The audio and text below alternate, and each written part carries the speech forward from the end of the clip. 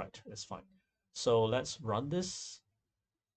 Okay, number of rows changed 1. Let's quickly run over to our SQLite Studio. Here, original value, entertainment. When we refresh, it goes, entertainment and claims. See that? And only 1 row was changed. So this select changes template command here is really very handy. Whenever we need to know how many rows has changed, we can inquire this, or affected by the previous operation, we can inquire changes function in SQL. Okay, so the open close bracket is also a function call in SQL, much like the same as in the Python. Okay, let's run over to our classroom slide. And we can also do multiple row changes by doing update account set, just by constraining for example, the value of a column to certain value, to certain constant. So set the column to profit loss, spelling it out, and where FR type is PL. Now, obviously, that is not going to be what we want, but just for illustration. So we can do that and execute command and then do the select changes. Okay, so it's almost exactly the same, except now we will have multiple rows. How many rows actually? 6. So we would expect the result to come back as number of rows of changes, rows changed 6. Now it's good to create a new script so that we don't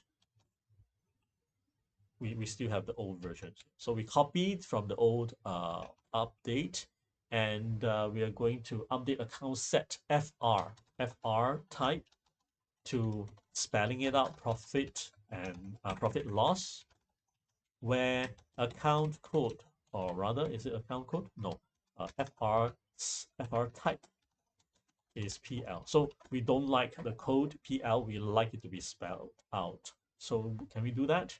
Yes, and that will be 6 rows, and then we will keep this select changes printed out. But just to illustrate, data list is actually, I think we can see the data list here. It's actually a list of lists, right? A list of 1 tuple. So we can also basically say num changes is data list square bracket 0, square bracket 0. But we can also, of course, see first row itself like this. Yeah. And then, of course, num changes is 1. All right, let's run this and see. Now, number of rows changed 6 correctly, because when we run over to our SQLite Studio, notice that all these P&L here, PL. All right, so when we refresh, profit loss, very good. Okay, profit loss, and it's being updated separately without knowledge or awareness of SQLite Studio. And then now we say refresh. Oh, then it found that the old data has been updated.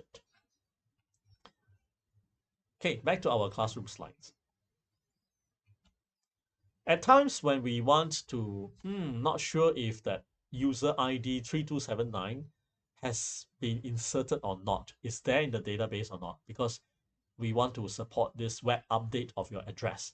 So user says, I'm 3279 and I have a new mailing address to update you. So when you submit, do you insert new row? No, because primary key, right? This is primary key and you cannot duplicate that. Do you update? What if this user is new, right? And you're not trying to go back to the user and say, sorry, you're new, please register first, then change your address. That's right. You're not going to do that. So can we do a one-shot update the row if it exists, otherwise insert it as a new row? Can we do that? Answer is yes. And there are 2 ways that I find you can do it. This way is foolproof in the sense that it works across should be most, if not all, SQL versions. So you can first do an update. Wait a minute, what if the data having ID 3279 is non-existent? Okay, let's see. If it is in existence, then update will update it. But if it is non-existent, then our condition here will fail, right? It will obtain an empty set, and you try to update empty set, there's no error, it just quietly goes over, right? Nothing was done. Then we insert. So there are two commands here, update, then insert.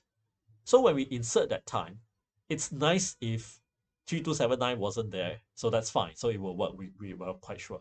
But what happens if 3279 was there? And that's the problem.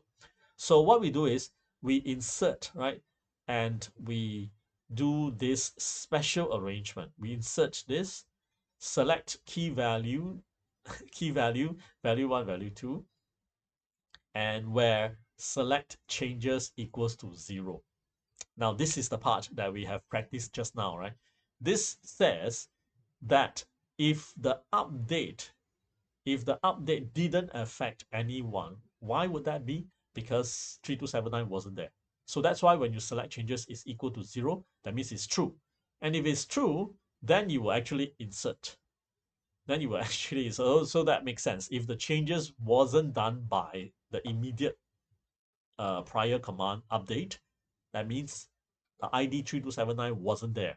If it wasn't there, then you insert.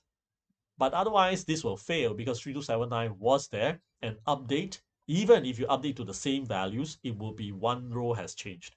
Then it would not make insert work. Basically, then you'll be inserting into the table the same thing.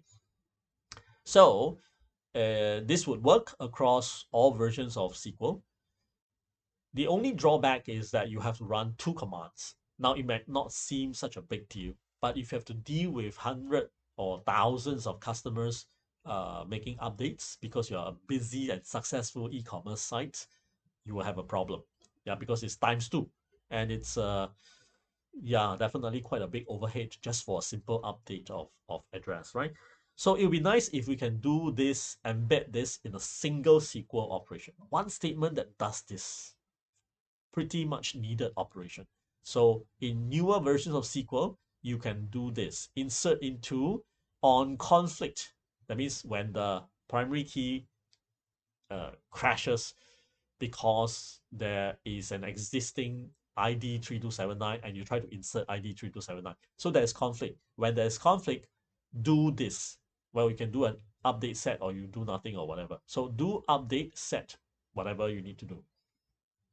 And there is this excluded var name so that you don't have to actually try to read back what was var name to because I don't want to update var name to. I want to retain the original value. No need, you just say excluded var name to, everything will be preserved.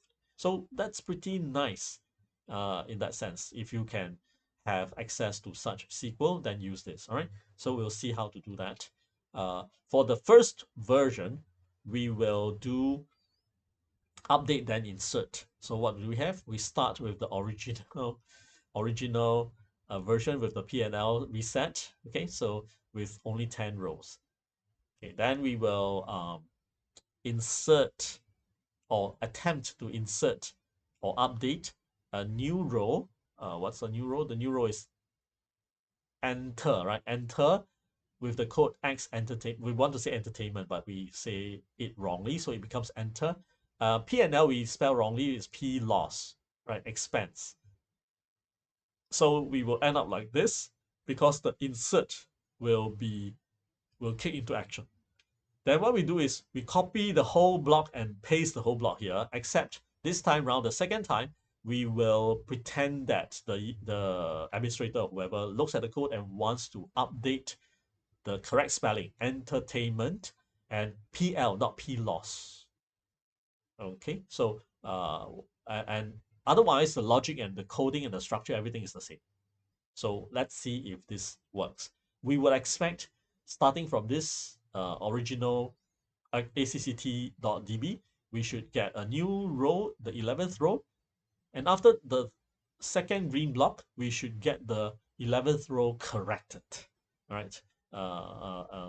That means without error, corrected without error, without SQLite saying there's an error. And let's see if that works. So coming back here, we will create a new script. Okay. We will copy everything from before. We're copying from ourselves. Okay, so open connection. Let's see. Let me just copy the whole block from the green block there. Okay. Okay, SQL command. Where's my SQL command? Execute script commit. Okay, SQL command execute script command commit. Okay. All right. Update. Okay, let's turn this docket. Move it out. Okay, so I have set this name. Bring it back a little bit. Where insert into select where and here. Okay, and then we can unindent this part. Okay, so all